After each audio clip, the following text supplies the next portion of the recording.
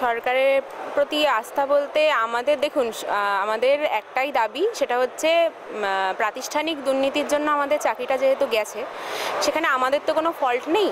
তো সেই ক্ষেত্রে আমরা ইচ্ছা না থাকা সত্ত্বেও আস্থা রাখছি যে তারা এমন কিছু ওয়ে আউট বের করবে যেখানে আমাদের সমর্যাদায় সবেতনে এই পদেই পুনর্বহাল রাখা যায়। পরীক্ষা আমরা দিতে একদমই নারাজ। পরীক্ষা আমরা দেব কেন? কারণ হচ্ছে আমরা একটা চাকরির জন্য, এটা কোনো মাধ্যমিক বা উচ্চ মাধ্যমিক পরীক্ষা নয় যে কিছু একটা পার্সেন্টেজ পেলাম আমরা সেটা কোয়ালিফাই করে গেলাম। এটা একটা চাকরির পরীক্ষা, এটা বুঝতে হবে।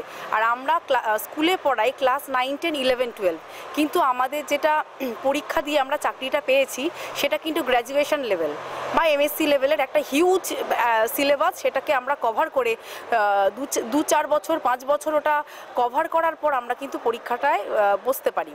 এবং পরীক্ষা একই চাকরির জন্য আমরা দুবার কেন পরীক্ষা দেব?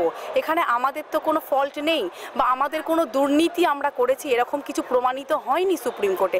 তাহলে আমরা পরীক্ষাটা দেব কেন? এবং পরীক্ষা যদি দিতে হয় তাহলে অ্যাসিওরেন্স কোথায় যে আমরাই আবার চাকরিটা পাবো? সুতরাং আমরা পরীক্ষা কোনো মতেই দেব না। যেহেতু একটা প্রাতিষ্ঠানিক দুর্নীতির জন্য আমাদের চাকরি গেছে, তাই আমাদের সবার তরফ থেকে যে সরকারের কাছে নিবেদন এই যে কিভাবে রিপ্যানেল করে পরীক্ষা না দিয়ে আমরা সসম্মানে সবেতনে আবার আমাদের স্কুলে আমরা ফিরে যেতে পারি। দেখুন, পরীক্ষা তো আমরা দিতে চাইছি না, এটা প্রত্যেকেই, মানে 19,000 যারা আছি প্রত্যেকেই। পরীক্ষাটা কেন দেব? কারণ একবার তো পরীক্ষায় পাশ করে সমস্ত ভেরিফিকেশান করে আমার যা যা দরকার এই পরীক্ষায় পাশ করে চাকরিটা পাওয়ার জন্য সমস্ত কিছু কোয়ালিফাই করে আমরা এই পদে নিযুক্ত হয়েছিলাম। তারপরে যেটা হলো যে একজন চুরি করলো, সেই কি চুরি করলো না, আমার চাকরিটা চুরি করলো। তাহলে আমার চাকরিটা চুরি হলে আমাকেই আবার পরীক্ষা দিতে হবে? এটা তো কখনো সম্ভব না।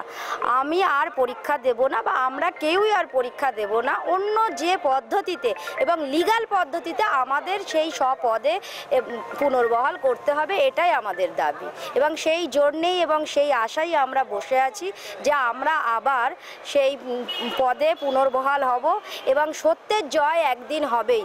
আমরা যদি পুনর্বহাল না হই তাহলে বুঝবো সত্যের কখনো জয় হয় না, সত্যের কোনো দাম নেই।